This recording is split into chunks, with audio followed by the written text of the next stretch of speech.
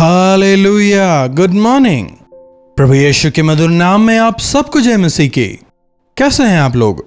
क्या रात को अच्छी नींद सोए? क्या अपने दिन की शुरुआत प्रभु की स्तुति करते हुए, प्रार्थना करते हुए की? प्रभु का वचन हमें बलवंत करता है। अगर हम अपने दिन की शुरुआत प्रभु के साथ करें तो उनसे सामर्थ पाकर दिन भर उनकी महिमा के लिए जीने पाएंगे। प्रार्थना। पवित्र पिता, आपका धन्यवाद प्रभु, एक और दिन आपने हमें दिया जब आपसे सुनना चाहते हैं। अपने वचनों द्वारा हमसे बात करें, यीशु के नाम से प्रार्थना मांगते हैं, आमीन। प्रभु बात करते हैं, हमारे प्रभु बात करने वाले हैं और उनके वचन हमेशा भलाई ही के होते हैं। पर प्रभु हमेशा मीठी मीठी बातें करेंगे, आपका महिमा मंडन करेंगे, ऐसी उम्मीद ना रखें। आज सबको दिलासा देने वाले वचन चाहिए। पुलपित से बोला गया हर एक शब्द प्रोत्साहन देने वाला हो, उत्साह देने वाला हो।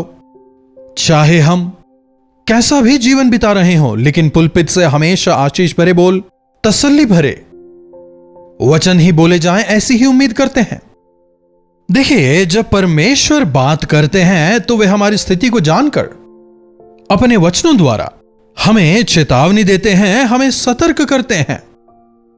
क्योंकि इंसान भटका हुआ है, इसीलिए वो सही मार्ग पर नहीं चल सकता।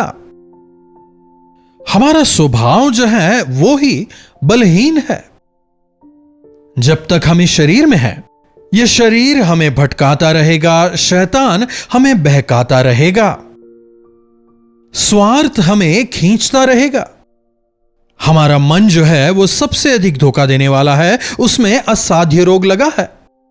और इसीलिए परमेश्वर अपने वचनों द्वारा हमें चिताते रहते हैं, सावधान सावधान, कान लगाओ, गौर से सुनो, हमें चेतावनी देते हैं।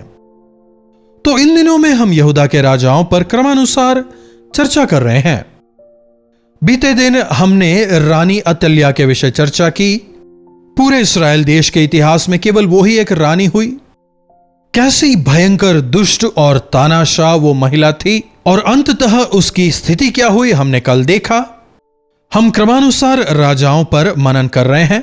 अगर किसी कारणवश कोई एपिसोड मिस हो जाए तो पीछे आप जाएं और उसे अवश्य देखें। तो आज राजा योआश, यह योआश जो था, जब अतल्याह रानी बनी और उसने राजवंश के सारे लोगों को मारना चाहा, योआश की जो धाई थी उसकी देखभाल करने वाली वो स्त्री इस 1 साल के बच्चे को लेकर वहां पर जो आराधनालय था उसमें छिपा देती है। समझ रहे हैं? भले ही इस दुष्ट तानाशाह अतल्याह ने पूरे राजवंश को खत्म कर देने की मंशा की हो, लेकिन फिर भी परमेश्वर ने दाऊद को दिए अपने वचन की वजह से इस लड़के को बचाया। यहोयादा जो कि याजक था और उसकी पत्नी, इन दोनों ने मिलकर उस लड़के की परवरिश परमेश्वर के भवन में करने लगे। 6 साल तक वो छोटा सा लड़का वहां पर पलता है। परमेश्वर के भवन में पलना बढ़ना कितने बड़े सौभाग्य की बात है। आपके जो बच्चे हैं वे कहां बढ़ते हैं? आपके बच्चों को क्या आप संडे स्कूल भेजते हैं या नहीं? भले ही आपके बच्चे छोटे हों, क्या आप उन्हें चर्च ले जाते हैं? भले ही वे आपके गोद में रहते हों, फिर भी क्या आप उन्हें चर्च ले जाते हैं? प्रभु के सानिध्य में उनके साथ समय बिताते हैं? क्या बचपन से वे प्रभु के वचनों को, प्रभु की आराधना को सुनकर बढ़ रहे हैं? परमेश्वर का प्रभाव उन्हें घेरे रहेगा। इस लड़के को भी मर जाना था, इसकी भी हत्या कर दी जानी थी।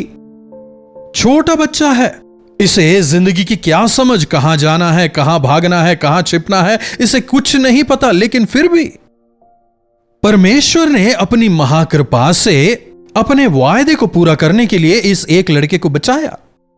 6 साल यह लड़का उस मंदिर में बड़ा हुआ। उस दौरान अतल्याह की तानाशाही जब बढ़ती चली जा रही थी, तब यहोयादा याजक ने तमाम अन्य हाकिमों के साथ मिलकर इस लड़के को राजा बनाने की ठानी।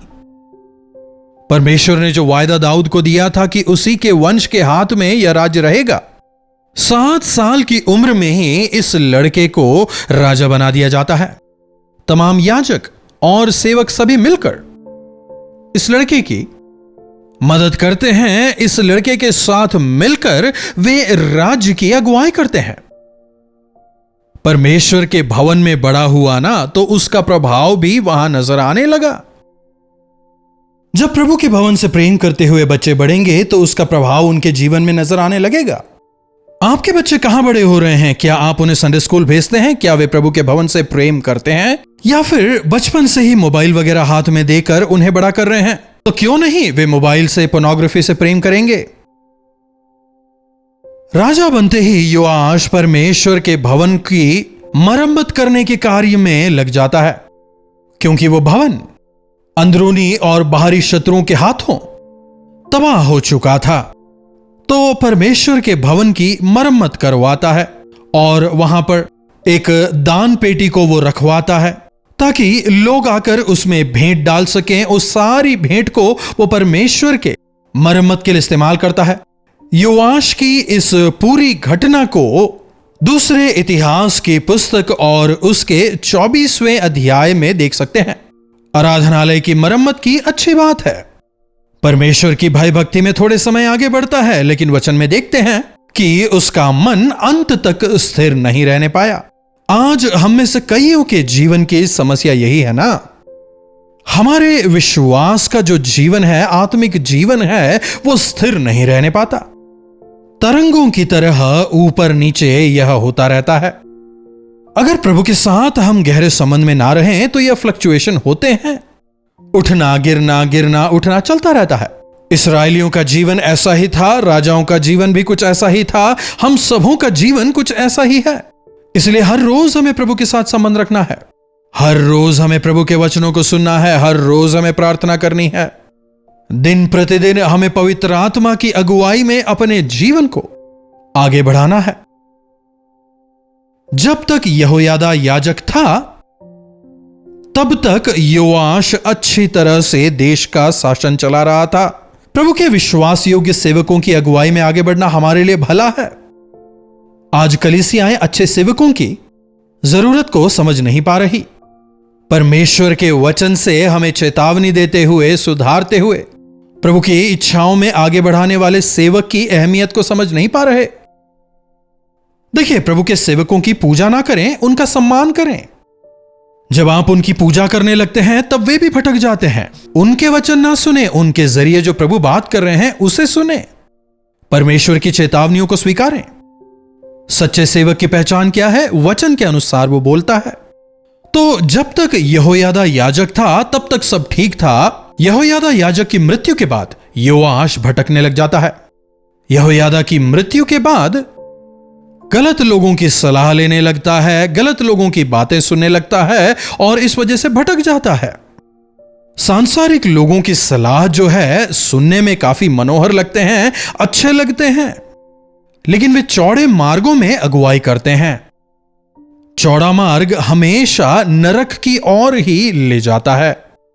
परमेश्वर के मार्ग को कभी ना छोड़ें, उनके ऊपर से अपनी नजर कभी ना हटाएं। तो जब योआश गलत लोगों की सलाह सुनने लगता है, मूर्ति पूजा की ओर चला जाता है। 18वीं आयत पर नजर दौड़ाएं, आप यह देखने पाएंगे, तब वे अपने पितरों के परमेश्वर यहोवा का भवन छोड़कर अशेरों और मूर्तों की आराधना करने लगे। उनके ऐसे दोषी होने के कारण परमेश्वर का क्रोध उन पर भड़का। जब वो जीविते परमेश्वर को छोड़कर मूर्ति पूजा की ओर मुड़ जाता है, उसका पतन शुरू हो जाता है। देखिए, परमेश्वर हमें कभी भी चेतावनी दिए बिना सजा नहीं देते, क्रोध नहीं करते।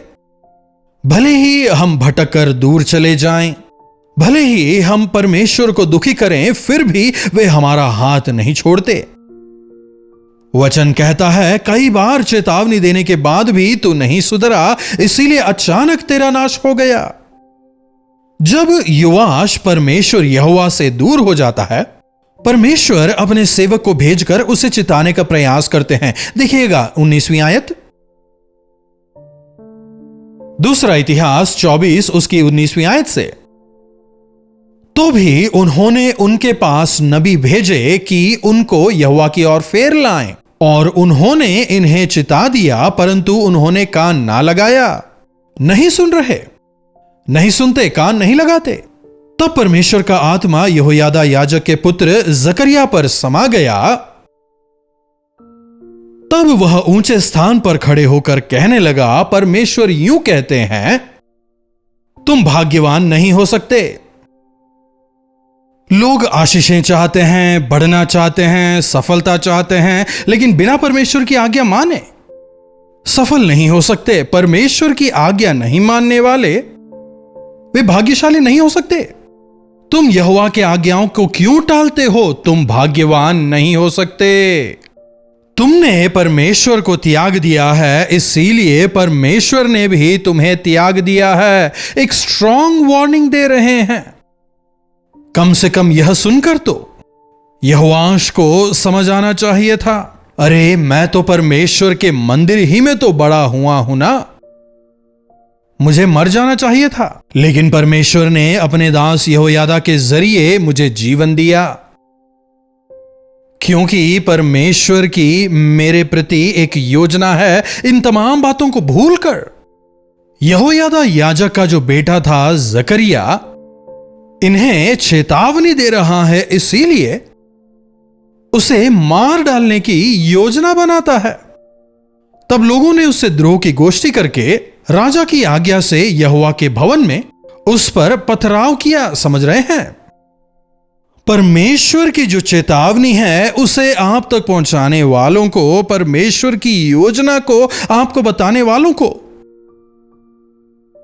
स्वीकार करने के बजाय, परमेश्वर की आज्ञा को मानने के बजाय, उनकी उस चेतावनी को मानने के बजाय उन्हें मारने का प्रयास कर रहे हो। कैसी नासमझी, कैसा भयंकर पाप! जकरिया के पिता की वजह से ही तो आज जीवित है। अपने प्राणों को बचाने वाले व्यक्ति के बेटे की पथराव करके हत्या करवा देता है। देख रहे हैं मनुष्यों का जो हृदय है वो कितना अधिक कठोर है, कितना पतित हो गया है। देख रहे हैं, आज भी तो यही देखने को मिलता है।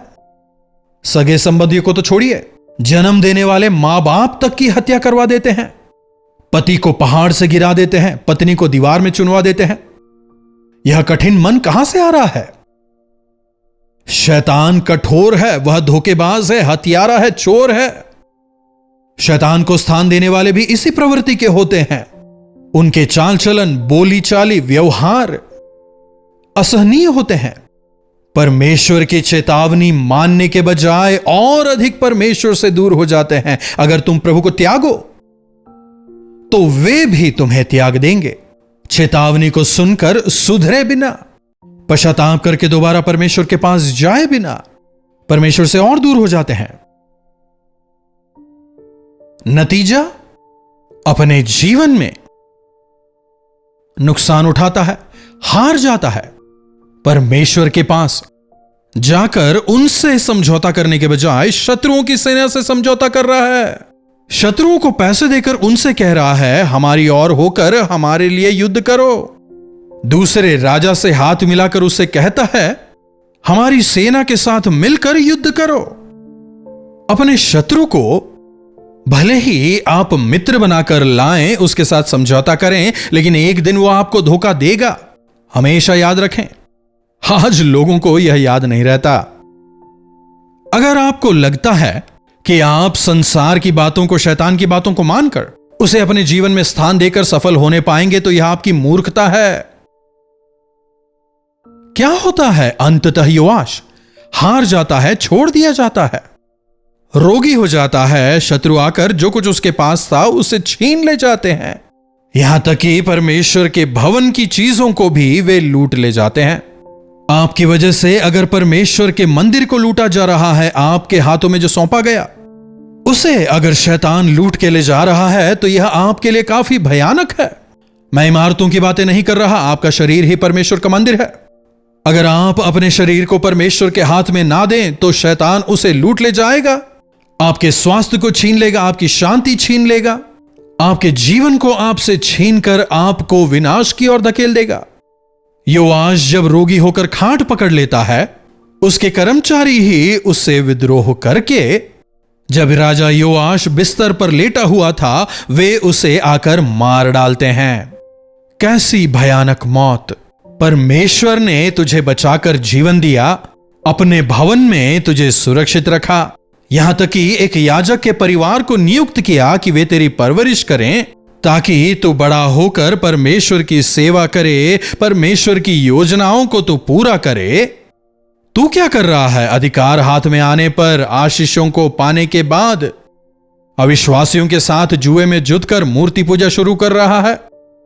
परमेश्वर से दूर होने के बावजूद जब परमेश्वर आकर तुझे चेतावनी दे रहे हैं, अपने सेवक के द्वारा जब चेतावनी देते हैं, उसे भी अगर अनसुनी करके तू जीवन बिताएगा तो अवश्य अपने जीवन में हार जाएगा, भाग्यवान नहीं होगा, एक भयंकर अंत को देखेगा और उतना ही नहीं, नरक का भागी हो जाएगा। क्यों ना हम इन वचनों की चेतावनियों को अपनाएं, अपने आप को सुधारें, पश्चाताप करें, प्रभु की भलाइयों को याद कर विश्वासियों की जीवन बिताएं। प्रार्थना। पवित्र पिता, आपका धन्यवाद प्रभु, आपके वचन कितनी स्पष्टता से जीवन की सफलताओं को, जीवन की विफलताओं को बताते हैं। जब हम आपके वचनों को सुनते हैं, जीवन में सफल होकर आगे बढ़ने पाते हैं, लेकिन जब आपके वचनों का हम तिरस्कार करते हैं, कैसे भयंकर अंत की ओर हम बढ़ते चले जाते हैं, आपका वचन हमें बताता है। प्रभु, हमारी मदद करें कि इस योआश राजा के जीवन की तरह हमारे जीवन का अंत ना हो, बल्कि जब आप अपने सेवकों के द्वारा, अपने वचन के द्वारा चेतावनी देते हैं, जब आप हमें हमारे पापों से पश्चाताप करके आपकी ओर आने का मौका देते हैं, अपने पापों से पश्चाताप कर आपके साथ मेल मिलाप करके आगे बढ़ने का अनुग्रह दें। महिमा आपको देते हैं, यीशु के नाम से प्रार्थना मांगते हैं, आमीन। अब हमारे पिता परमेश्वर का प्रेम, प्रभु यीशु मसीह का अनुग्रह, पवित्र आत्मा की संगति और सहभागिता हम में से प्रत्येक के साथ आज, कल और सर्वदा बनी रहे, आमीन। प्रभु की महिमा हो। अपने प्रार्थना विषयों को आप हमें 9884907779 पर व्हाट्सएप वॉइस मैसेज या फिर टेक्स्ट के जरिए भेजिएगा। हम आपसे सुनना चाहेंगे, आपके साथ मिलकर आपके लिए प्रार्थना करेंगे, प्रभु चमत्कार करेंगे। अगर आपने चैनल को सब्सक्राइब नहीं किया है तो सब्सक्राइब करें। उतना ही नहीं, जब आप इन वचनों को सुनते हैं तो इन वचनों को जरूरतमंदों के साथ आप शेयर भी करें, ताकि उनके जीवन के लिए भी यह वचन आशीषमय हो। आप वचनों को सुन रहे हैं, यह वचन आपके जीवन में काम कर रहे हैं, इसके लिए मैं प्रभु की स्तुति करता हूं। प्रभु की भलाइयों को अगर आप हमारे साथ भी बांटें तो हम मिलकर प्रभु की स्तुति करने पाएंगे। इन्हीं वचनों के साथ आज मैं आपसे विदा लेना चाहूंगा। दोबारा मिलने तक प्रभु का अनुग्रह हमें से हर एक पर बना रहे। कल्वरी दर्शन, ये है प्रेम के दर्शन, यीशु प्रेम के दर्शन।